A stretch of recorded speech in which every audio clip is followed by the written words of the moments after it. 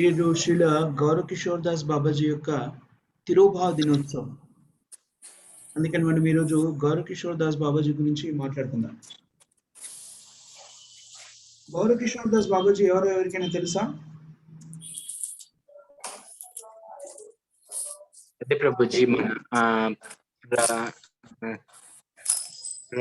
ప్రభుపాదుల వారి గురువు అని రైట్, మీరు చెప్పారు కదా.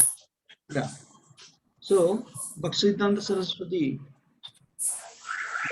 గురువు గారు మనమందరం నేర్చుకుంటాం కదా. ప్రభుపాదులు శ్రీల భక్తి వేదాంత స్వామి వాళ్ళ గురువు పేరు భక్తి సిద్ధాంత సరస్వతి గోస్వామి మహారాజ్. భక్తి సిద్ధాంత సరస్వతి గోస్వామి మహారాజ్ యొక్క గురువు గారి పేరు గౌరవ్ కిషోర్ దాస్ బాబాజీ. గౌరవ్ కిషోర్ దాస్ బాబాజీ ప్రార్థన ఏ విధంగా ఉంటుంది అంటే, ఆయన్ని మనము ఓం నమో విష్ణు పదాయ కృష్ణ ప్రస్థాయ అని శ్రీల ప్రభుపాదుల వారికి స్మరించినట్టుగానే గౌరవ్ కిషోర్ దాస్ బాబాజీకి ప్రణతి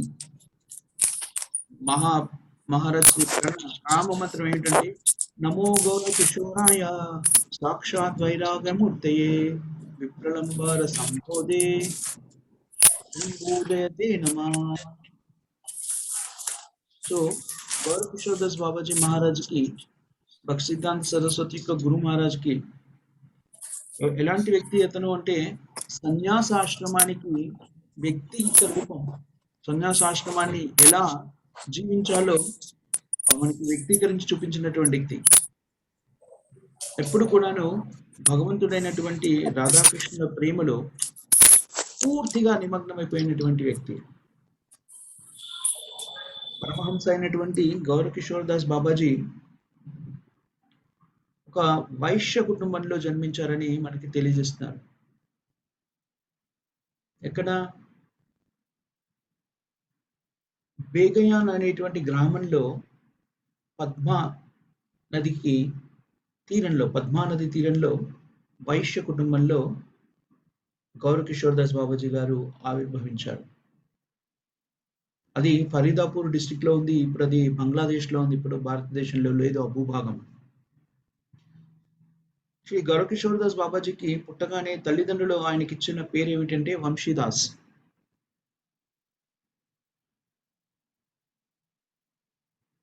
సో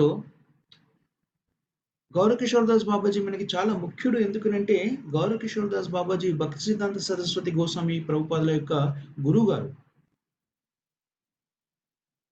ఆ సమయంలో ఆ కాలమాన పరిస్థితులను బట్టి వంశీదాస్ జన్మం తర్వాత తల్లిదండ్రులు అతని పిన్న వయసులోనే వివాహం కూడా చేసేశారు.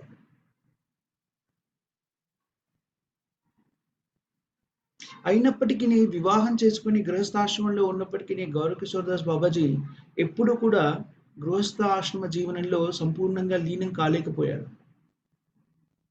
ఆయన ఆసక్తి ఎప్పుడు కూడాను భగవంతుడైన శ్రీకృష్ణుడి ధ్యానంలో నిమగ్నం అవ్వడమే ఆయన ఆసక్తిగా ఉండింది. 1849లో గౌరవ్ కిషోర్ దాస్ బాబాజీ తన గృహస్థాశ్రమాన్ని వదిలిపెట్టారు. 1849లో భార్యా వియోగం కలిగింది గౌరవ్ కిషోర్ దాస్ బాబాజీకి.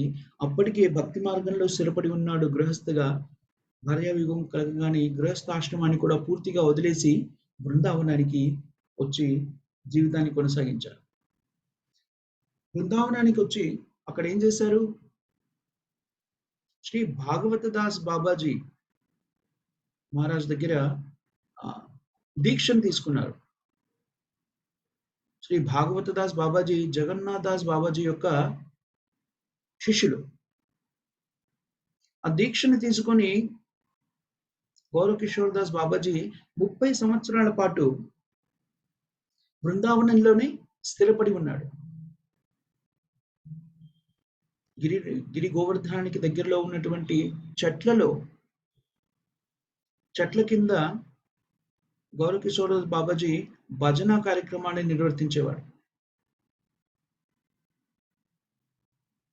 నందగ్రామంలో, వర్షానాలో, రాధాకుండ, సూర్యకుండ, గోకుల, రావల ఇవన్నీ ప్రదేశాల్లో గౌరవ్ కిషోర్ దాస్ బాబాజీ ప్రతిరోజు వెళ్తూ ఉండేవాడు. ఎందుకని అంటే గౌరకిషోర్ దాస్ బాబాజీ సన్యాసాశ్రమాన్ని ఎంత నిష్ఠగా పాటించేవారంటే ఒక చెట్టు కింద ఒక రోజు కన్నా ఎక్కువ రోజులు ఉండేవాళ్ళు కాదు. ఎందుకనంటే ఏదైనా భౌతిక వస్తువుకి ఆకర్షితులైతే మళ్ళీ భౌతిక బంధనాలు చిక్కుకుంటాననేటువంటి విషయాన్ని సన్యాసులు గ్రహించి ఎలాగ తమ జీవన విధానాన్ని కొనసాగిస్తారో సంపూర్ణంగా అలాంటి జీవన విధానాన్ని గౌరకిషోర్ దాస్ బాబాజీ గారు కొనసాగించారు. అందుకని సన్యాసి ఒక చెట్టు కింద ఒక రోజు కన్నా ఎక్కువ రోజులు ఉండకూడదు నిజానికి. ఆ నియమాన్ని పాటిస్తూ గౌరకిషోర్ దాస్ బాబాజీ అలాగా ఒక్క చెట్టు కింద ఒక్క రోజు కన్నా ఎక్కువ రోజులు ఉండకుండా ఆ ప్రదేశాలన్నీ బృందావనంలోని 12 వనాల్ని అలా తిరుగుతూ ఉన్నాడు. అలాగే బృందావనం నుంచి బయట భారతదేశం ఉత్తర భారతదేశంలో బెంగాల్లో కూడాను శ్రీ గౌరకిషోర్ దాస్ బాబాజీ వెళ్ళినట్టుగా మనకి తెలుస్తుంది. ఎప్పుడు కూడా గౌరకిషోర్ దాస్ బాబాజీ ఒక వ్యక్తిగతంగా ఒక నిర్జల ప్రదేశంలో కూర్చొని తనకు తానుగా జపం చేస్తూ ఉండేవాడు. ప్రతిరోజు 2 లక్షల కృష్ణనామాల్ని జపించేవాడు. ప్రతి క్షణం కూడా రాధా గోవిందుల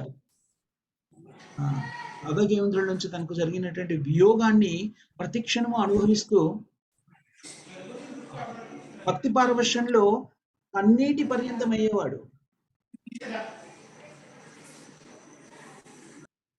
అలా ఆ కన్నీటి పర్యంతమైతూ బృందావనంలోని 12 వనాల్ని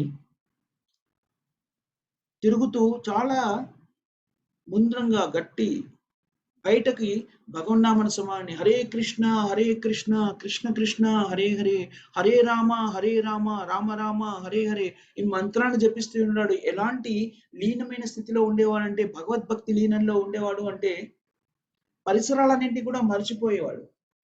ఒక్కోసారి గౌరకిషోర్ దాస్ బాబాజీ పరమహంస స్థాయి ఎలా ఉండేది అంటే పరమహంస భక్తుడు ఆయన ఎలా ఉండేరు అంటే ఒంటి మీద పూర్తిగా దుస్తుల్ని ధరించానా లేదా అనేది కూడా మర్చిపోయేవాడు. ఒక్కోసారి కౌపిన్య అంటే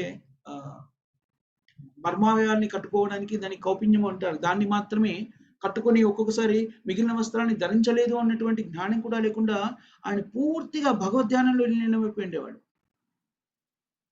అలాంటి ఉత్తమ శ్రేణికి చెందిన పరమహంస భక్తుడు గౌరకిషోర్ దాస్ బాబాజీ. ప్రతి క్షణం కూడా రాధాకృష్ణుల యొక్క ప్రత్యేకమైనటువంటి ఒక భజనని ఆయన గానం చేస్తున్నాడు. ఉతాయోగో ప్రేమమయి రాధే రాధే రాధే రాధే గోజయ రాధే రాధే देखा दिया प्राण रखो राधे राधे तुम्हारा कंगाल तो दाके राधे राधे राधा वृंदावन विलासिनी राधे राधे राधा कानो मानो मोहिनी राधा राधे राधे अस्था सकीर शिरोमणि राधे राधे राधे वृष भानु నందిని రాధే రాధే. ఓ రాధే, నువ్వు ఎక్కడున్నావు? అద్భుతమైన భగవద్భక్తి ప్రేమకి పరాకాష్ఠమైనటువంటి ఓ రాధా, నువ్వు ఎక్కడున్నావు? నీ భక్తికి వందనములు ఓ రాధే. రాధే, నాకు ఒక్కసారి నీ దర్శన భాగ్యాన్ని కలిగించు. నీ దర్శన భాగ్యాన్ని కలిగించడం ద్వారా నువ్వు నా జీవితాన్ని కాపాడిన దానివి అవుతాము. లేకపోతే నాకు జీవించడం కూడా కష్టమైపోతుంది. నిజానికి నేను అత్యంత పరమ నీచమైనటువంటి దిగజారిపోయినటువంటి నీ భక్తులలో అత్యంత నీచమైన దిగజారిపోయినటువంటి వ్యక్తిని నేను. కానీ నా మీద కరుణ చూపి రాధే, నీ దర్శన భాగ్యాన్ని కలిగించు. నువ్వు బృందావన రాణివి. బృందావనాన్ని అద్భుతంగా అలంకరించి దాని ఆనందాన్ని ఆస్వాదించేటువంటి పట్టుపురాణివి. ఓ రాధే, కృష్ణుడిని ఆనందపరచగలిగేటువంటి దానివి నువ్వు మాత్రమే. మదనమోహన మోహినివి నీవు. ఓ రాధే, నీవు అష్టసకులలో ఆణిముత్యం లాంటి దానివి. రాధే, నువ్వు మహారాజు వృషభాను యొక్క గారాల ఆహ్లాదకరమైన పుత్రికవి. ఓ రాధే, నీ దర్శన భాగ్యాన్ని నాకు కలిగించు రాధే. ఈ శ్లోకాన్ని, ఈ భజనని చాలా ఆ, ప్రీతిపూర్వకంగా గౌరకిషోర్ దాస్ బాబాజీ దాన్ని ఆ, జపిస్తూ ఉండేవారు. దాన్ని జపిస్తున్నప్పుడు ఆయన తాదాత్మ్యంలో మునిగిపోయేవారు. భౌతిక ప్రపంచం గురించి పూర్తిగా మర్చిపోయేవారు. తన తను ఏ స్థితిలో ఉన్నానో కూడా మర్చిపోయేవారు. గౌడీయ సాంప్రదాయంలో పరమహంస స్థాయిలో ఒక చోట స్థిరమై, సన్యాసాశ్రమంలో ఒక చోట స్థిరమై కేవలము భగవన్నామాన్ని మాత్రమే చేస్తూ తద్వారా ఆనందానుభూతిని పొందిన వాళ్ళలో ముఖ్యుడు గౌరకిషోర్ దాస్ బాబాజీ. ఎప్పుడైతే 1893లో చైతన్య మహాప్రభు ఆవిర్భవించిన ప్రదేశాన్ని కనుగొని అది మాయాపూర్గా వ్యవస్థాపించిన యోగపీఠంగా వ్యవస్థాపించారో, జగన్నాథ్ దాస్ మహారాజ్ ఎవరైతే ఉన్నారో అతని గురువు గౌరకిషోర్ దాస్ బాబాజీకి ఏమని చెప్పారు, నువ్వు ఇప్పుడు నవద్వీపానికి వెళ్ళి నివసించమని చెప్పారు. అదే సమయంలో గౌరకిషోర్ దాస్ బాబాజీ యొక్క హృదయంలో కూడా నవద్వీపానికి వెళ్ళాలి అనేటువంటి ఆలోచన కలిగింది భగవంతుని యొక్క స్ఫూర్తి వల్ల. అందుకని ఆ క్షణం నుంచి ఆయన నవద్వీపానికి వెళ్ళి నివాసం ఏర్పరచుకున్నాడు. బృందావనంలో నివసిస్తున్నప్పుడు గౌరకిషోర్ దాస్ బాబాజీ అక్కడ ఉన్న వాళ్ళందరినీ కూడా ఎలా పరిగణించే వాళ్ళంటే, బృందావన వాసులందరినీ కూడాను మనుష్య రూపంలో ఉన్న వాళ్ళని కాదు, వృక్షాలని, తీగలని, పక్షులని, పశువులని, చీమలని, కీటకాలని అన్నింటినీ కూడా ఆయన ఏ దృష్టితో చూసేవాడంటే అవన్నీ కూడా భగవంతుని యొక్క ప్రత్యక్ష సేవలో నిమగ్నమైనటువంటి గొప్ప భక్తులుగా చూసేవాడు. అలాగే వాటిని ఆరాధించేవాడు కూడా.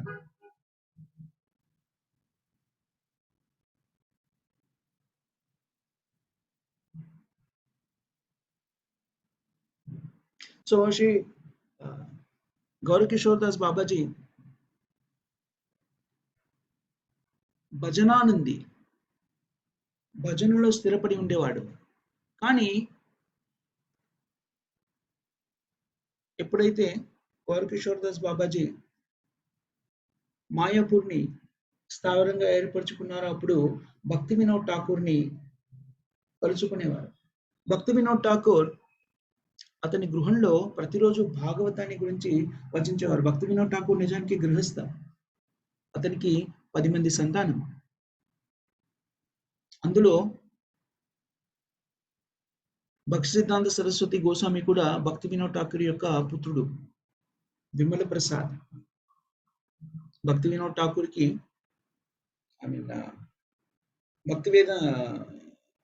భక్తి సిద్ధాంత సరస్వతి గోస్వామి మహారాజ్కి తల్లిదండ్రులు భక్తి వినోద్ ఠాకూర్ పెట్టిన పేరు ఏమంటే విమల ప్రసాద్.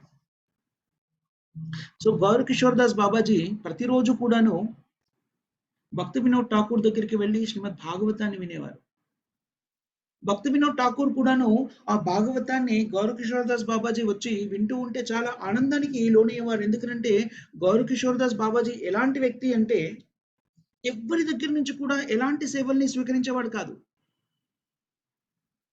గౌరకిషోర్ దాస్ బాబాజీ తన జీవితంలో ఎవ్వరికి కూడాను శిష్యరికమై ఇవ్వలేదు. ఎవరిని కూడా శిష్యులుగా చేర్చుకోలేదు. సందర్భంలో గౌరకిషోర్ బాబాజీ గురించి చెబుతూ ఒక సందర్భంలో పులియా అనేటువంటి ప్రదేశంలో ఆయన నివసిస్తున్నప్పుడు చాలా మంది భౌతికమైన కోరికలతోనే ఆయన దగ్గరికి వచ్చి సన్యాసి ఆశ్రమంలో ఉన్నారు కదా, మమ్మల్ని ఆశీర్వదించమని ఇబ్బంది పెడుతుండేవారు. అందుకని ఆయన ఏం చేశాడు, వెళ్ళిపోయి లాట్రిన్లో ఉన్నాడు. అప్పుడు అక్కడ ప్రభుత్వ అధిపతులు కొందరు వచ్చేసి, మీరు దీంట్లో ఉండొద్దు, మీకు ఒక భజన కుటీరాన్ని కట్టిస్తాము, మీరు అక్కడ నివసించండి అంటే ఆయన దానికి అంగీకరించి లోపలికి వెళ్ళి గడి వేసుకొని మీరు వెళ్ళిపోండి అని చెప్పేశారు. ఎందుకనంటే ఈ భౌతికమైనటువంటి బంధనాల్లో ఇరుక్కున్న వ్యక్తులు వాళ్ళ సాంగత్యాన్ని తీసుకోవడం కంటేను ఈ మల మూత్ర విసర్జనితమైనటువంటి వాటి వాసనను భరించడం సులభము. అది అది శ్రేయస్కరము. ఈ భౌతికమైనటువంటి కోరికలతో జీవించినటువంటి వ్యక్తుల యొక్క సాంగత్యం తీసుకోవడం కన్నా ఇది నాకు ఉత్తమమైంది. అందుకని నేను ఇక్కడే ఉంటాను వదిలేయమన్నారు. అలాగా కొన్ని నెలల పాటు, దాదాపు 6 నెలల పాటు అలాగే ఉన్నారు ఆయన. సో గౌరవ్ కిషోర్ దాస్ బాబాజీ ఎలాంటి వ్యక్తి అంటే, సన్యాసాశ్రమంలో జీవిస్తున్న వ్యక్తి ఎలా జీవించాలో జీవించి ఆచరణ ద్వారా జీవించి మనకి చూపించారు. భక్తి వినోద్ ఠాకూర్ గారు గృహస్థాశ్రమంలో ఉన్నా సరే అతని యొక్క భక్తి విశ్లేషణని, భక్తిని చూసి, భగవంతుని మీద ఉన్న ప్రేమను చూసి అతన్ని చెప్పే భాగవతాన్ని వినడానికి గౌరవ్ కిషోర్ దాస్ బాబాజీ వెళ్ళేవారు. ఎవరి దగ్గర ఎలాంటి సేవని స్వీకరించని గౌరవ్ కిషోర్ దాస్ బాబాజీ తన ఇంటికి రావడాన్ని భక్తి వినోద్ ఠాకూర్ ఎంతగానో ఆనందించేవాడు. అందుకని అది తన సేవగా భావించి గౌరవ్ కిషోర్ దాస్ బాబాజీకి భాగవతాన్ని వినిపిస్తూ ఉండేవారు. ఆ విధంగా ఒకరి మీద ఒకరికి వాళ్ళ భక్తి యొక్క భావన వల్ల గౌరవ్ కిషోర్ దాస్ బాబాజీ భక్తి వినోద్ ఠాకూర్ని గొప్ప భక్తుడిగా ఆరాధించేవాడు. అలాగే భక్తి వినోద్ ఠాకూర్ కూడాను సన్యాసాశ్రమాన్ని జీవించడానికి నిలువుటెత్తు అద్దం లాంటి వాడు. ఆచరణ ఎలా ఉండాలి, సన్యాసాశ్రమంలో ఉన్నప్పుడు దాన్ని ప్రతిఫలిస్తున్నటువంటి వ్యక్తి స్వరూపుడు అని చెప్పేసి గౌరవ్ కిషోర్ దాస్ బాబాజీ మీద భక్తి వినోద్ ఠాకూర్కి ప్రత్యేకమైనటువంటి అభిమానం ఉండేది.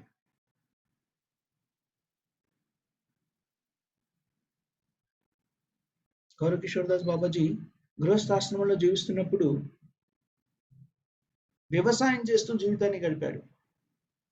ముఖ్యంగా ఏంటంటారు, అది మొక్కలను పండిస్తూ జీవించినట్టుగా చెప్తున్నారు ఇక్కడ.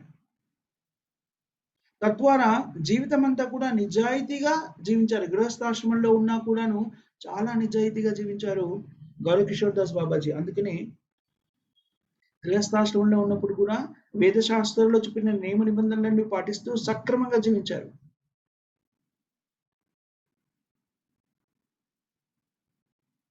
తర్వాత ఎప్పుడైతే సత్యాన్వేషణ మొదలెట్టారో ఆయన బృందావనాన్ని చేరుకున్నారని మనం తెలుసుకున్నాం.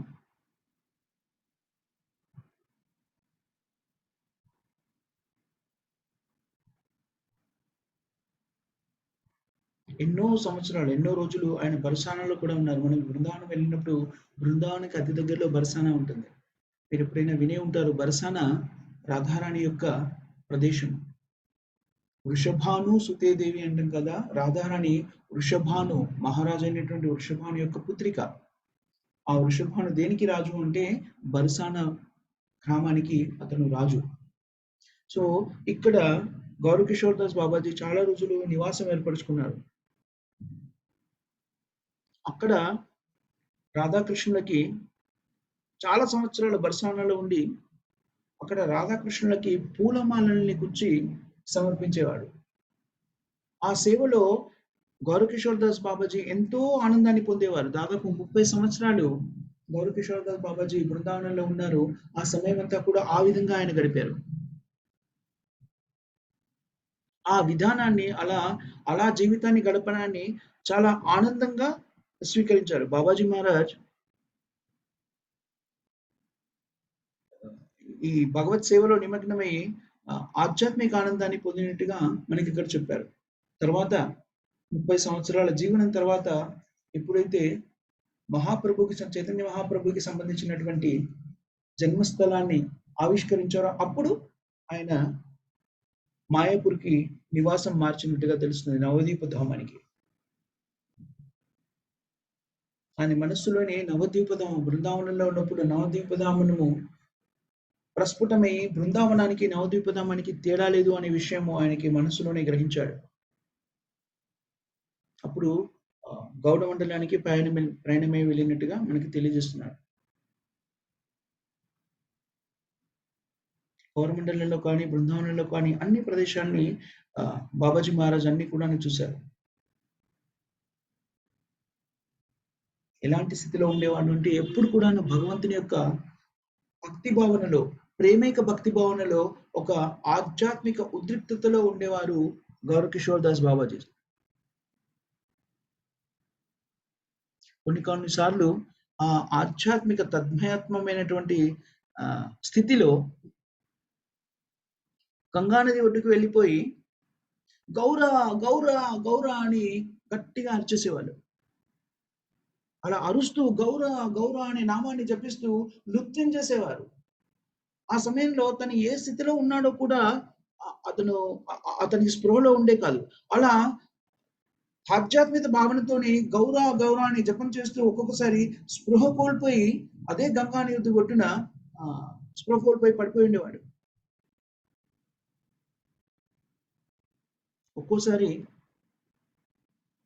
తన మీద తనే స్పృహను కోల్పోయి గంగానది తీరంలో ఉన్నటువంటి ఆటవిక ప్రాంతాల లోపలికి వెళ్ళిపోయి నామజపం చేస్తూ ఉండేవారు. అలా ఎంతసేపు ఎన్నాళ్ళు అలా జపం చేస్తూ ఉన్నారో అతనికే తెలిసేది కాదు. అతని జీవన విధానం ఎలా ఉండేది అంటే ప్రతిరోజు కూడాను మధుకరిని స్వీకరించేవారు. మధుకరిని మధుకరి అంటే 1-7 ఎక్కువలో ఎక్కువ 7 గృహస్థుల ఇళ్ల కన్నా ఎక్కువ పోకుండా వాళ్ళు ఆ రోజుకు కావలసినటువంటి భిక్షాటనని స్వీకరిస్తారు సన్యాసాశ్రమంలో ఉన్నప్పుడు.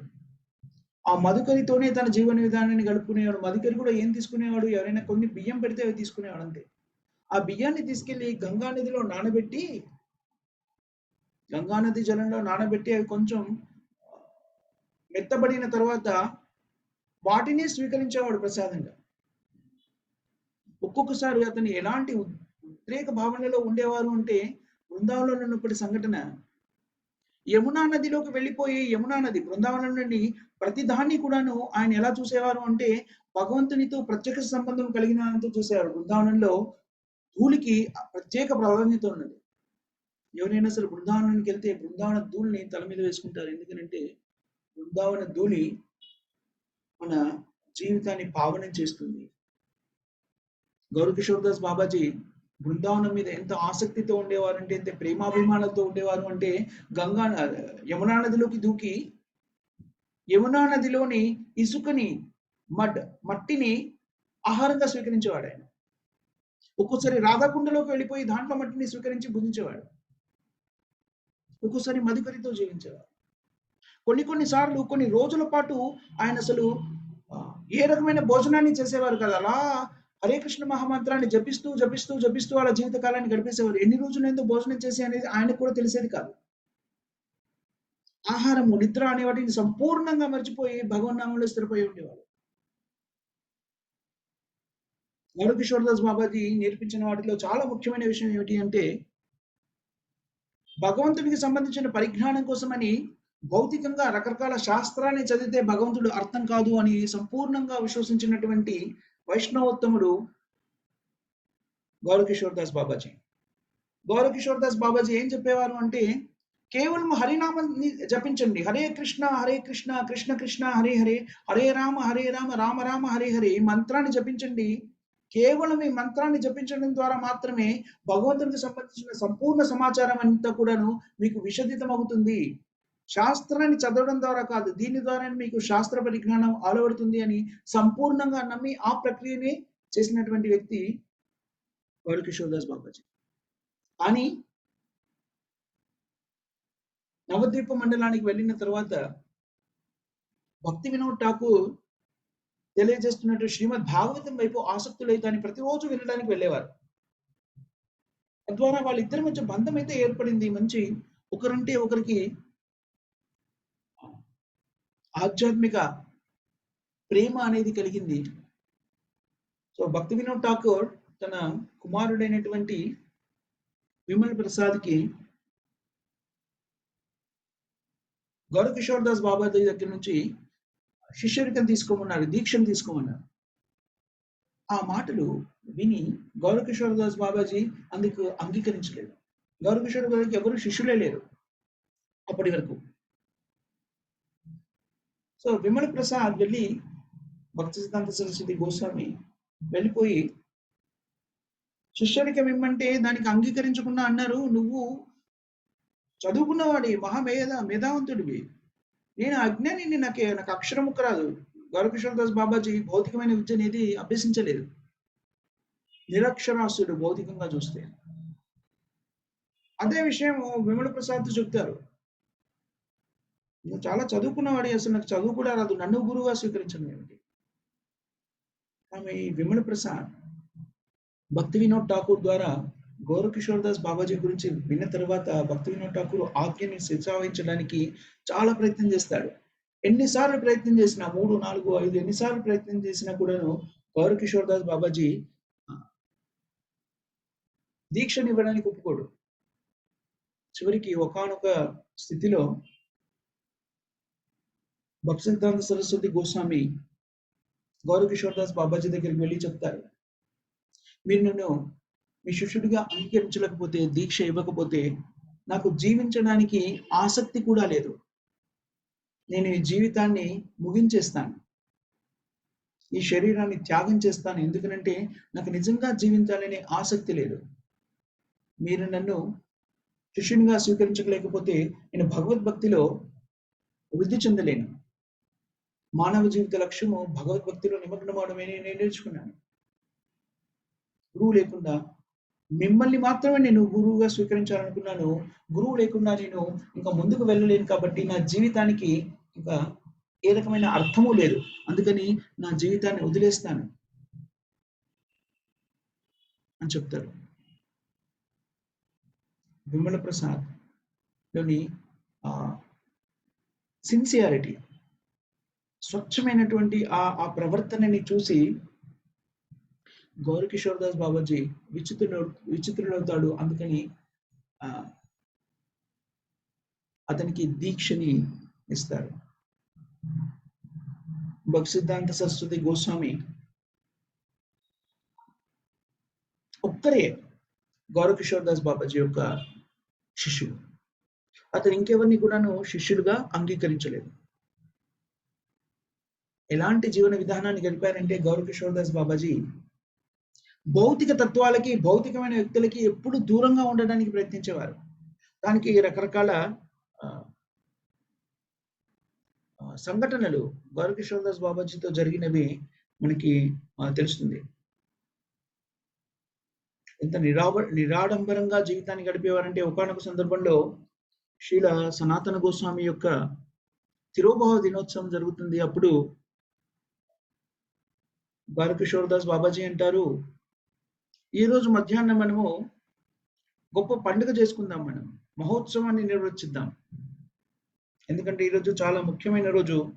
ఈరోజు శ్రీ సనాతన గోస్వామి ఈరోజు సనాతన గోస్వామి తిరోభావ దినోత్సవం కాబట్టి మనము గొప్ప పండుగ చేసుకుందాము అంటారు. అతని సేవకులు అంటారు, అయితే మరి ఆ పండుగకి కావలసినటువంటి సదుపాయాలని మనం తీసుకురావాలి కదా, దానికి కావలసినటువంటి ఆ పండుగ చేసుకోవడానికి కావలసిన వస్తువులన్నీ సేకరించడానికి మేము వెళ్ళి తీసుకొస్తాము అంటే శ్రీల బాబాజీ మహారాజ్ ఏమంటారంటే ఈ విధంగా చెప్తాడు, మనం ఏమి తీసుకురావాల్సిన అవసరం లేదు. ఉత్సవం చేసుకోవడము అంటే మనం ఏ విధంగా చేసుకుంటామో తెలియజేస్తాను వినండి. మనం ఈరోజు పూర్తిగా ఉపవాసం ఉందాం. ఉపవాసం అంటే ఏం చేస్తాము? కృష్ణనామాన్ని జపిద్దాము. హరే కృష్ణ కృష్ణ కృష్ణ హరే హరే, హరే రామ రామ రామ హరే హరే.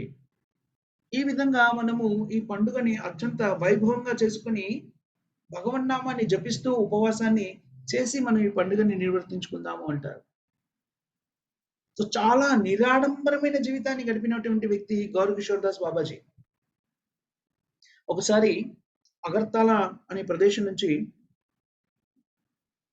నరేంద్ర కుమార్ సేన అనే వ్యక్తి బాబాజీ మహారాజ్ని కలవడానికి వస్తారు. ఆయన ఏమని అడుగుతారంటే బాబాజీ మహారాజ్ని, సిద్ధ ప్రణలి అంటే పరిపూర్ణత్వానికి మార్గాన్ని నాకు తెలియజెప్పగలుగుతారా అని అడుగుతాడు. ఇప్పుడు చాలా నిర్భయంగా, నిస్సంకోచంగా బాబాజీ మహారాజ్ ఏం చెప్తారంటే, నీవు ఈ ఊహాగానాలతో నిండినటువంటి ఈ పదజాలాన్ని ఉపయోగించి ఈ పద్ధతులన్నీ నేర్చుకోవడం ద్వారా నువ్వు భగవంతుణ్ణి తెలుసుకోలేవు. కానీ నువ్వు నిజంగా భగవంతుని నేర్చుకోవాలి, తెలుసుకోవాలి అనే ఆసక్తి ఉంటే కేవలం జపం చేయడం ద్వారా మాత్రమే అది సాధ్యమవుతుంది. హరే నామ ఇవ కేవలం కలువు నాస్తేవ గతినయ్యద. హరే కృష్ణ కృష్ణ కృష్ణ హరే హరే, హరే రామ రామ రామ హరే హరే. ఈ మంత్ర జపాన్ని మీరు చేయగలిగితే మెల్లిమెల్లిగా మీరు అన్ని రకాల సిద్ధులను పొందగలుగుతారు. అన్ని రకాల సిద్ధులకి మూలం ఏమిటి అనేటువంటి విషయాన్ని మీరు అవగతం చేసుకోగలుగుతారు. అన్ని శాస్త్రాల యొక్క సారాన్ని కూడాను మీరు అర్థం చేసుకోగలుగుతారు.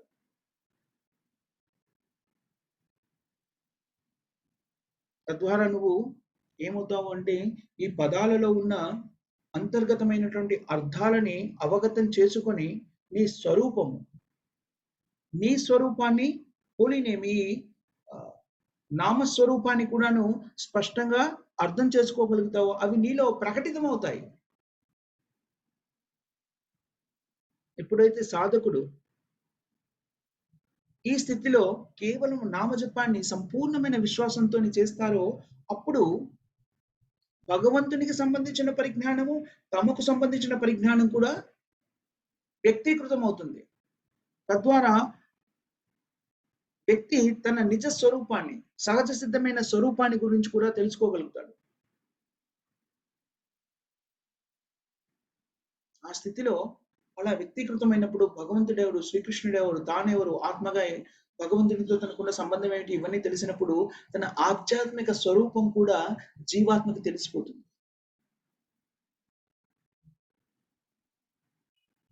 దీన్ని నరేంద్ర కుమార్కి చెప్పి పంపించేస్తారు. ఒకసారి ఒక డాక్టర్ వస్తారు. వచ్చి ఏమంటారంటే బాబాజీ మహారాజ్ దగ్గరికి వచ్చి, నేను ఈ నవద్వీప మండలానికి వచ్చి నివసించాలనుకుంటున్నాను. ఎందుకనంటే ఇక్కడ ఉన్న వాళ్ళందరికీ కూడా ఉచితంగా వైద్య సేవలు అందించాలి అనేటువంటి ఆలోచన నాకుంది. ఆ మాట వినగానే శ్రీల బాబాజీ మహారాజ్ ఏమంటారు అంటే, నువ్వు నిజంగా నవద్వీపంలో నివసించాలి అనుకుంటే దయచేసి ఈ కోరికని వదిలేసుకో. ఉచితంగా వైద్య సేవలు అందించాలి అనేటువంటి కోరికని నువ్వు పూర్తిగా వదిలేయి. ఆ ప్రణాళికలేవి నువ్వు పెట్టుకోకు.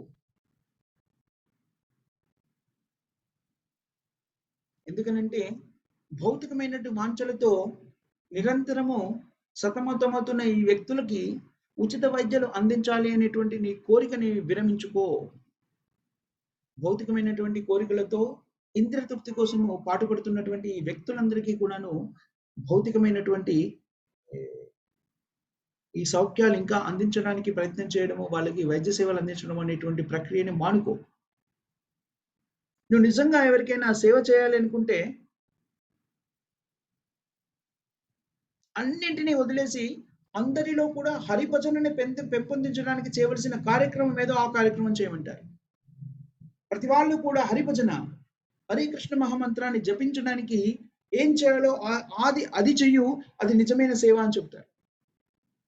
అది కాకుండా నువ్వు ఏ రకమైన సేవ చేసినా, ఏ రకమైన బాధ్యతలు నిర్వహించినా అదంతా కూడాను ఎలాంటిది అంటే వాళ్ళందరినీ కూడాను గుడ్డిగా కర్మబంధనాల్లోకి ఇరికించిన వాళ్ళు అవుతారు అని స్పష్టంగా తెలియజేస్తారు. సో అంటే గౌరకిషోర్ దాస్ బాబాజీ తత్వాన్ని సంపూర్ణంగా అర్థం చేసుకొని కేవలం భక్తి మార్గంలోనే నివసించి జీవించినటువంటి గొప్ప పరమహంస భక్తుడు.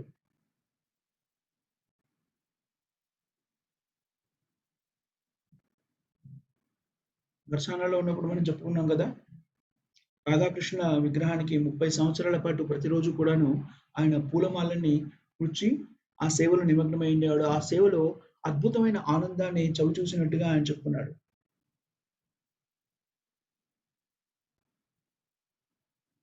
నీతాయ చంద్రుడి కృప వల్ల ఆయన గౌరాంగ మహాప్రభు కృపని పొంది తద్వారా కృష్ణ ప్రేమని పొందినట్టుగా, కృష్ణ ప్రేమను పొందిన వాళ్ళు రాధారాణి మరియు గోపికల సేవ కూడా చేయడానికి అర్హతను పొందుతారని మనకు అవగతమవుతుంది. గౌరకిషోర్ దాస్ బాబాజీ గురించి మాట్లాడినప్పుడు ఆ విషయాలన్నీ కూడాను మనకి ఆచార్యులు తెలియజేస్తారు. గౌరకిషోర్ దాస్ బాబాజీ రూప రఘునాథులు ఏవైతే సన్యాసాశ్రమంలో పాటించాలి అనే నియమాలను నిర్దేశించారో వాటిని అన్నింటినీ కూడా సంపూర్ణంగా పాటించినటువంటి వ్యక్తి. ఈ భౌతిక బంధనాలు అన్నింటిలో కూడాను పూర్తి నిరాసక్తతని కలిగి ఉండి వాటి దరిదాపుల్లోకి వెళ్తే కూడాను వాటి బంధనాల్లో ఇరుక్కుపోతాను అనేటువంటి భావనతో వాటిని చాలా దూరంగా ఉండేవాడు. ఎలాంటి దుస్తులు ధరించేవారు అంటే, ఏవైనా ఉన్నతమైన వస్తువుల్ని ధరించినప్పుడు వాటికి ఆకర్షితునవుతాడు అనేటువంటి భయంతోని, అలాంటి భావనతోని గౌరవ్ కిషోర్ దాస్ బాబాజీ శవాల మీద వదిలేసినటువంటి దుస్తులని తీసి వాటిని ఉతికేసి వాటిని మాత్రమే ధరించేవారు. పగిలిపోయి పాడేసినటువంటి కుండలు ఉంటాయి చూడండి, కుండ ముక్కలు, వాటిని స్వీకరించి వాటిలో కావలసిన నీటిని తాగడానికి వాటిని ఉపయోగించారు. ఎలాంటి సంపూర్ణమైనటువంటి సరళమైనటువంటి జీవితాన్ని గౌరవ్ కిషోర్ దాస్ బాబాజీ గారు గడిపాడు. అలాంటి జీవన విధానంలో ప్రతిరోజు 2 లక్షల నామాలని, భగవన్ నామాల్ని గౌరవ్ కిషోర్ దాస్ బాబాజీ గారు జపించేవారు. మనకి ఇక్కడ చూస్తే గౌరవ్ కిషోర్ దాస్ బాబాజీ భగవాన్ దాస్ ని గురువుగా స్వీకరించారని మనం ఇందులో చదువుకున్నాం. కానీ మీరు గమనిస్తే భగవద్గీతలో గురు పరంపరని నిర్దేశించినప్పుడు ఒకసారి చూద్దాం. ఓకే, చెప్పడమే కాదు, ఇది చాలా ముఖ్యమైన విషయం, జాగ్రత్తగా వినండి. గురు పరంపర గురించి మాట్లాడినప్పుడు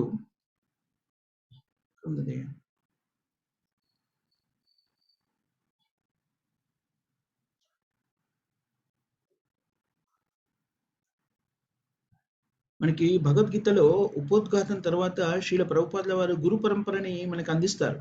మీ అందరికీ గుర్తుండే ఉంటుంది. నేను ఇప్పుడు షేర్ చేస్తాను, మళ్ళొకసారి మనం చూద్దాం. దాంట్లో ఒక నిగూఢ అర్థం ఉంది. దాని మన వైష్ణవ సిద్ధాంతానికి సంబంధించినటువంటి గొప్ప విషయం దాగి ఉంది. అది మనం నేర్చుకోవడం చాలా ముఖ్యమైన విషయం. అది మనం అందరం కూడా నేర్చుకోవాలి. లెట్స్ డిస్కస్ దాని గురించి మనం మాట్లాడుకుందాం. చూడండి, ఇప్పుడు మీరు నా స్క్రీన్ కనబడుతుందా మీ అందరికీను? క్షమించండి, నాకు తెలుగులో లేదు, ఇంగ్లీష్లోనే ఉంది. అందుకే నేను చూపిస్తున్నాను. ఎవరి దగ్గర తెలుగులో ఉపోద్ఘాతం ఉంటే ఈ పేజీని షేర్ చేయగలిగితే చేయండి. లేకపోతే మనం కింది నుంచి చూస్తే గురు పరంపరలో శ్రీల ప్రభుపాదుల వారు 32వ నంబర్లో శ్రీల ప్రభుపాదుల వారు ఉన్నారు. భక్తి వేదాంత స్వామి ప్రభుపాద, అతని గురువు గారు భక్తి సిద్ధాంత సరస్వతి గోస్వామి, అతని గురువు గారు గౌరవ్ కిషోర్ దాస్ బాబాజీ, అతని గురువు గారు చూసారా భక్తి వినోద అని ఉంది. ఇది చాలా ప్రాముఖ్యమైన విషయం. దీన్ని మీకు చూపించడం కోసమే ఈ స్క్రీన్ ని నేను షేర్ చేశాను. మరి భక్తి వినోద నిజానికి దీక్షా గురువు కాదు గౌరవ్ కిషోర్ దాస్ బాబాజీకి, కానీ శిక్షా గురువు. ఎలా శిక్షా గురువు? ప్రతిరోజు భాగవతాన్ని చదివి వినిపించేవారు. భాగవతాన్ని ప్రతిరోజు గౌరవ్ కిషోర్ దాస్ బాబాజీ భక్తి వినోద్ ఠాకూర్ ద్వారా వినేవారు. అందుకని గౌరవ్ కిషోర్ దాస్ బాబాజీ భక్తి వినోద్ ఠాకూర్ ని తన గురువుగానే ఆరాధించేవారు.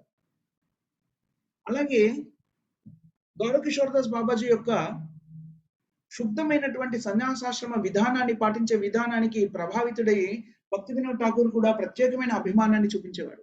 ఎంతవరకు తన అభిమానాన్ని చూపించాడు అంటే, ఆ భక్తిలో గౌరవ్ కిషోర్ దాస్ బాబాజీ యొక్క స్థిరత్వము, భక్తిలో అతని భగవంతుని మీద అతనికి ఉన్న ప్రేమని గమనించి తన కుమారుణ్ణి శిష్యరికం తీసుకోమని పంపించాడు.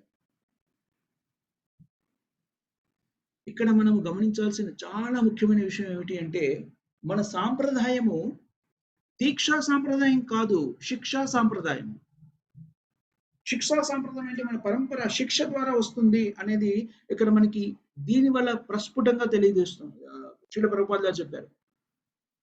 ఇదే సందర్భంలో ఇంకో ముఖ్యమైన విషయం నేను చెప్తాను మీకు.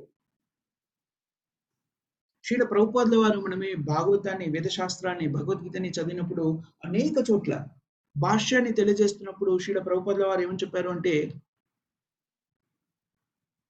ఆధ్యాత్మిక ప్రగతిని చెందాలి అంటే గురువుని స్వీకరించాలి. ప్రామాణికమైన గురువు యొక్క ఆశ్రయం పొందకుండా మనం ఆధ్యాత్మిక ప్రగతిని పొందలేము అని పలు చోట్ల తెలియజేశారు. అంతేకాకుండా గురువుగా ఉండడానికి కావలసిన అర్హతలని కూడా శాస్త్రాన్ని ఉటంకిస్తూ చెప్పారు. అది చెప్పి దాన్ని ఆచరణయుక్తంగా పెట్టారు. అలాగే భక్తిని స్వీకరించిన కొంత వ్యక్తులకి, శ్రద్ధాసక్తులను చూపి భక్తి మార్గాన్ని స్వీకరించిన వాళ్ళకి శ్రీల ప్రభుపాదుల వారు దీక్షను సంగి వాళ్ళని గురువులకు కూడా నియమించారు. కానీ వాళ్ళు ఆ బాధ్యతని సరిగా నిర్వర్తించలేక దిగజారిపోయి ప్రవర్తించినప్పుడు దాన్ని గమనించి సమయము, కాలము మరియు పరిస్థితులు, టైం, ప్లేస్ అండ్ సర్కమ్స్టెన్సెస్, సమయానికి, కాలానికి, పరిస్థితులకి అనుగుణంగా కొన్ని మార్పులని చేశారు శ్రీల ప్రభుపాదుల వారు. శ్రీల ప్రభుపాదుల వారు ఆచార్యుడు, వట్టి గురువు మాత్రమే కాదు. ఆచార్యుల వాళ్ళకి, ఆచార్య స్థితిలో ఉన్న వ్యక్తులకి భగవంతుడు చెప్పిన వేద శాస్త్రాలని కాలమాన పరిస్థితులకి అనుగుణంగా మార్పు చేసి ప్రతి వాళ్ళు కూడాను పాటించే విధంగా మార్చే అధికారం ఉంటుంది. అలా చేస్తే ఎందుకు ఆ అధికారం వస్తుంది? వాళ్ళు శుద్ధ భక్తులు కాబట్టి వాళ్ళు అలాంటి మార్పులు చేసినప్పుడు భగవంతుడు దాన్ని స్వీకరిస్తాడు. ఇక్కడ ప్రభుపాదుల వారు కూడా అలాంటి ఒక మార్పులు చేశారు. ఏమని చెప్పారు? హరే కృష్ణ ఉద్యమంలో ఎవరు దీక్ష తీసుకున్నా, ఎవరి దగ్గర నుంచి దీక్ష తీసుకున్నా వాళ్ళందరూ కూడాను నా శిష్యులే అని చెప్పారు. ఇది చాలా ప్రాముఖ్యమైనటువంటి విషయము. ఎందుకని చెప్పారు? చాలా చోట్ల వ్యక్తులు చూపిస్తుంటారు, అదేమిటి మనకి గురువు ఉండాలని చెప్పారు కదా. అవును, గురువు ఉండాలి. అప్పుడు ఎవరు గురువు మనకి? శ్రీల ప్రభుపాదుల వారు. శ్రీల ప్రభుపాదుల వారు తన వీలునామాలు చిట్ట చివరి ఆదేశంగా తన శిష్యులందరికీ కూడా ఆదేశించింది మొత్తం కృష్ణ చైతన్య సమాఖ్యకి, సంఘానికి కూడా ఆదేశించినటువంటి విషయం ఏమిటి అంటే, భవిష్యత్తులో దీక్ష తీసుకునే వాళ్ళంతా కూడాను నా శిష్యులే. మీరు వాళ్ళకి ఎలాంటి దీక్షనిస్తారు? నాకు ప్రాతినిధ్యం వహిస్తూ నా కోసమైన మీరు దీక్షనిస్తారు, నా ప్రతినిధులుగా దీక్షనిస్తారు, కానీ మీరే గురువులు కాదు అని చాలా స్పష్టంగా చెప్పేశారు. కానీ ఇది భౌతిక ప్రపంచం కదా. గురువు అనేటువంటి పదవిని పొందిన తరువాత వ్యక్తులు భక్తి మార్గం కాకుండా గురు పూజని వ్యక్తులు ఆరాధిస్తుంటే మనకి శిష్టాష్టకంలో వస్తుంది, చైతన్య చరితామృతంలో చైతన్య మహాప్రభు చెప్పింది, నదనం నజనం న సుందరీం కవితాం వా జగదీశ కామే. కానీ ఆ స్థితికి రావడము, మన సన్యాసాశ్రమంలో ఉన్నా కూడాను ఆ స్థితికి రావడము అన్నిసార్లు సాధ్యం కాదు. అలాంటి స్థితి మనకి కొన్ని చోట్ల ఇక్కడ మనకి కృష్ణ చైతన్య మార్గంలో ఉన్నప్పుడు కూడా కనబడుతుంది. ఈ శ్రీల ప్రభుపాదుల వారి ఈ సూత్రాన్ని, ఈ నియమాన్ని ఉల్లంఘించడం మనకి చాలా చోట్ల కనబడుతుంది. శ్రీల ప్రభుపాదుల వారి ఆదేశం ఏమిటి అంటే, తను భౌతికంగా ఈ జగత్తును వదిలేసి భగవత్ సేవలో నిమగ్నమై ఈ జగత్తును వదిలేసినా కూడాను తాను తన వాణి ద్వారా, తన గ్రంథాల ద్వారా ఉంటారు. తద్వారా తనకు ప్రాతినిధ్యం వహిస్తూ,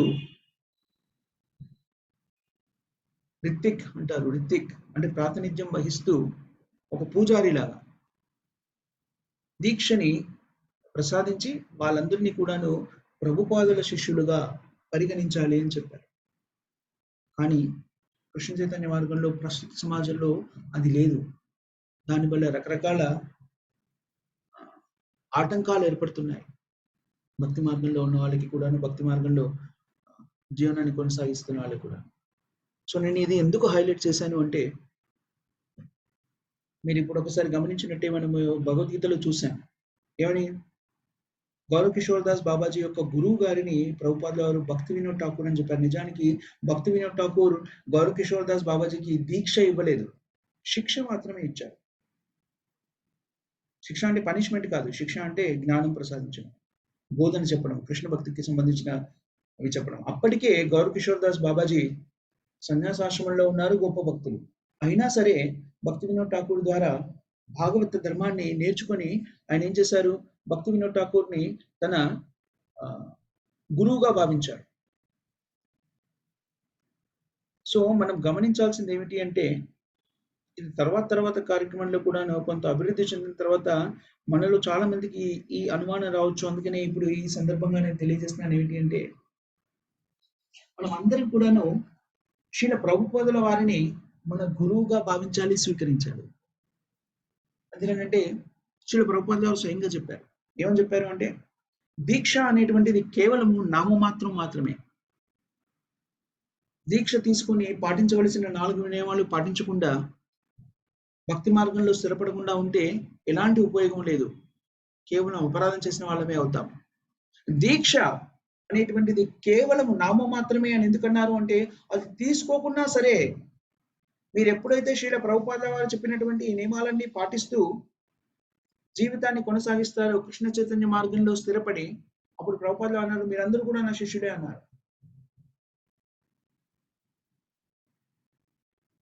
సో అందుకని కాలమాన పరిస్థితులను బట్టి, ప్రస్తుతం ఉన్న పరిస్థితులను బట్టి చాలా ఉపయుక్తమైన విధానం ఏమిటి అంటే, శ్రీల ప్రభుపాద వారిని మనం గురువుగా స్వీకరించి దానినే మనసునందు నిలుపుకొని, శ్రీల ప్రభుపాద వారు మనం ఏం చేయాలో చెప్పేశారు. తన వాణి ద్వారా వపు వాణి 2 విధాలుగా గురువు ఆదేశాలను ఇస్తారు. వపు అంటే మనకి ఎదురుగా ఉన్నారనుకోండి, ఆయన భౌతిక ప్రపంచంలో ఉండి తన ఒక శరీరంలో కనబడుతూ ఉన్నారనుకోండి, ఆ విధంగా వపు, ఆ విధంగా ఉండి మనకి ఆజ్ఞాపించడాన్ని వపు అంటారు. వాణి అంటే ఆయన చెప్పినటువంటి సిద్ధాంతాలు, ఆయన చెప్పినటువంటి నియమ నిబంధనలు, సూచనలన్నింటినీ కూడా పాటించడం ద్వారా మనం ఆయన యొక్క శిష్యులం అవుతాం. శ్రీల ప్రభుపాదుల వారు మనకి స్పష్టంగా మనం ఎలా జీవితాన్ని కొనసాగించాలో చెప్పారు కాబట్టి, ఆ విధంగా మనం జీవితాన్ని కొనసాగిస్తే మనం తప్పకుండా ప్రభుపాదుల వారి శిష్యులం అవుతాం. దానికి ప్రత్యేకమైనటువంటి దీక్ష అనేటువంటిది అవసరం లేదు అని మనకి శాస్త్రం పలుచోట్ల చెప్తోంది. దానికి సంబంధించి ఇంకా ఎవరికైనా ప్రత్యేకమైన ప్రశ్నలు అంటే దానికోసమే సపరేట్ గా ఒక క్లాస్ కూడా తీసుకోవచ్చు మనం. ఎందుకంటే శాస్త్రాన్ని ఉటంకిస్తూ ఎవరు దాని గురించి ఏం చెప్పారు, ప్రభుపాదుల వారు ఏం చెప్పారు, ప్రభుపాదుల వారు చివరికి తన వీలునామాలో ఆ విషయం ఎందుకు రాశారు అనేది కూడా మనం చర్చించవచ్చు. ఇది చాలా ముఖ్యమైనటువంటి విషయం. అందుకని మనము ఈరోజు సందర్భం వచ్చింది కాబట్టి, ఎందుకంటే గౌర కిషోర్ దాస్ బాబాజీ యొక్క గురువు గారిని ఇక్కడ శ్రీల ప్రభుపాదుల వారు భక్తి వినోద్ ఠాకూర్ అని చెప్పారు. భక్తి వినోద్ ఠాకూర్ ఎలాంటి దీక్షని ఇవ్వలేదు, ఆయన కూడా ఆయన గురువుగా పెట్టారు. ఎందుకంటే మన పరంపర అనేటువంటిది, గురు పరంపర అనేటువంటిది శిక్షా పరంపర, దీక్షా పరంపర కాదు. దీక్ష అనేది కేవలము నామమాత్రంగా తీసుకోవడం మాత్రమే. దానివల్ల ఏమవుతుంది అంటే, చాలా ప్రాథమిక దశలో ఉన్న వ్యక్తులకి కొంత ఆసక్తి పెరిగి స్థిరంగా ఉండడానికి తోడ్పడుతుంది. అందుకని అలాంటి ప్రక్రియలో పాలు పంచుకుంటారు. సో గౌర కిషోర్ దాస్ బాబాజీ మన సాంప్రదాయంలో ఒక భజనానంది అంటారు. వాళ్ళు భగవన్నామాన్ని స్మరించడంలో ఉన్నటువంటి అనుభూతిని, ఆనందాన్ని పొందుతూ ఒక భజన కుటీరం ఏర్పరచుకొని ప్రతి క్షణము భజనలో నిమగ్నమై ఉంటారు, భగవన్నామాన్ని స్మరించడంలో. అలాంటి గొప్ప పరమహంస భక్తుడు గౌర కిషోర్ దాస్ బాబాజీ. గౌర కిషోర్ దాస్ బాబాజీ ఈ భౌతిక ప్రపంచంలో తన శరీరాన్ని వదిలేసినప్పుడు బ్రాహ్మణులు ఎవరైతే ఉంటారో అలాంటి వాళ్ళందరూ కూడాను భౌతికంగా క్యాస్ట్ బ్రాహ్మణ్స్ అంటారు. కుల బ్రాహ్మణులు వాళ్ళు ఎవరైతే ఉంటారో వాళ్ళందరూ కూడాను గౌర కిషోర్ దాస్ బాబాజీని ఫైనల్ రైట్స్ అంటారు కదా, వాటిని పూర్తి చేయడానికి, అంత్యక్రియలను పూర్తి చేయడానికి ప్రయత్నం చేశారు. అప్పుడు ఆ విషయం తెలుసుకున్నటువంటి ఏకైక శిష్యుడైనటువంటి భక్తి శిష్యుడి పేరేమిటి? గౌర కిషోర్ దాస్ బాబాజీ యొక్క శిష్యుడి పేరేమిటి?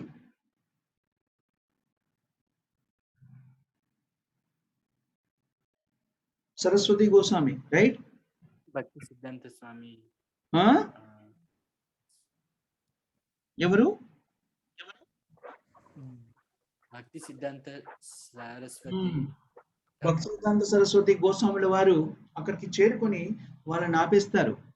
ఎందుకనంటే వాళ్ళ ఉద్దేశం ఏంటంటే, కుల బ్రాహ్మణులది ఒక భజనానంది పరమహంస భక్తుడు తన శరీరాన్ని వదిలేస్తే దాన్ని ఏం చేస్తారు వాళ్ళు అంటే, సమాధి మందిరాన్ని కట్టించి అక్కడ ఒక దేవాలయం లాగా ఏర్పాటు చేసి రకరకాల ఏమిటది కలెక్షన్ ఆఫ్ మనీ,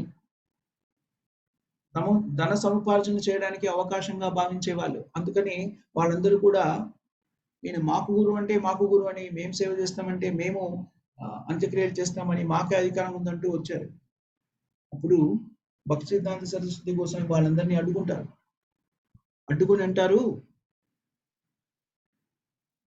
మీలో గత నెల రోజుల నుంచి ఎవ్వరూ కూడా స్త్రీ సాంగత్యాన్ని పొందినటువంటి వాళ్ళు ఎవరైనా ఉంటే ముందుకు రండి, అప్పుడు నా గురువు గారి యొక్క శరీరాన్ని తాకే అవకాశాన్ని మీకు కల్పిస్తాను అంటారు. దాంతోని ఆ కుల బ్రాహ్మణులందరూ కూడా విచిత్రులపై దూరంగా వెళ్ళిపోతారు. అలా అంటే మళ్ళీ చెప్తాడు భక్సిద్ధాంత సరస్వతి గోస్వామి, సరే నెల రోజులు కాదు, గత వారం రోజుల నుంచి ఎవ్వరూ కూడాను స్త్రీ సాంగత్యాన్ని పొందిన వ్యక్తులు ఎవరంటే ముందుకు రండి, వాళ్ళకి నేను మా గురువు గారి అంత్యక్రియలు చేసే అవకాశం కల్పిస్తాను అంటారు. అప్పుడు కూడా ఎవరు రాడు. చివరికి 3 రోజులు అంటాడు, ఎవరు రాడు. చివరికి ఒక్క రోజున గత 24 గంటల్లో ఎవరు కూడాను స్త్రీ సాంగత్యాన్ని పొందనటువంటి వాళ్ళు ఎవరైనా ఉంటేనని చెప్తారు, ఎవరు రాడు. సో దాన్ని బట్టి గౌరకిషోర్ దాస్ బాబాజీ గమనించింది ఏదైతే ఉందో, భౌతిక ప్రపంచంలో గమనించింది అది అక్షరసిద్ధమని నిరూపించబడుతుంది. అప్పుడు భక్సిద్ధాంత సరస్వతి గోస్వామి తన గురువు గారికి అంత్యక్రియలు జరిపించి సమాధి మందిరాన్ని ఏర్పరుస్తారు.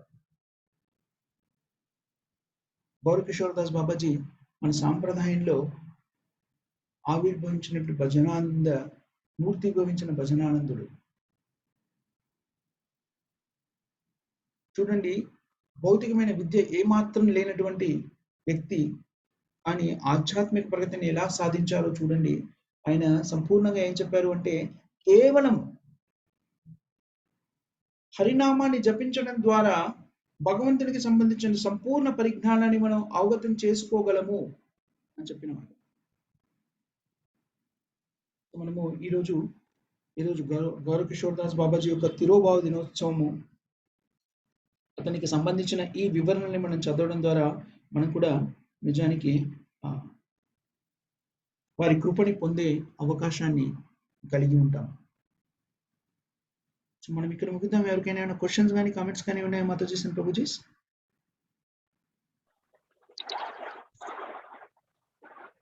హరే కృష్ణ ప్రభుజీ. మాతాజీ, ప్రభుజీ పరమహంస భక్తులు అంటే ఏంటి Prabhuji?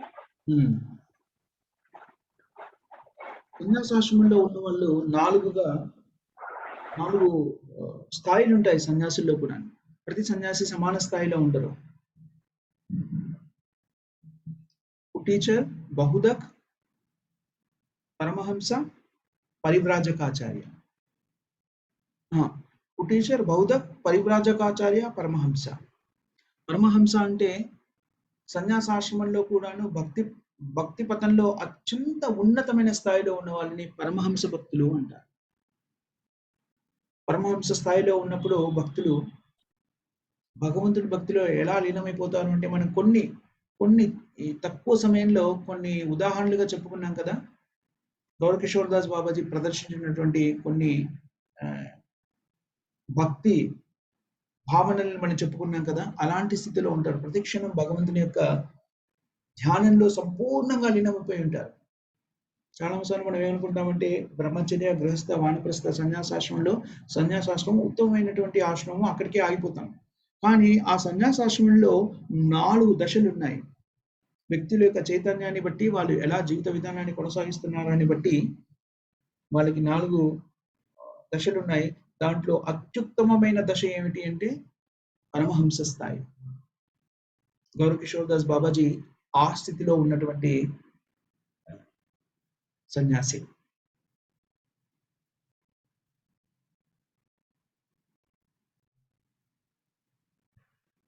Is it answers your question?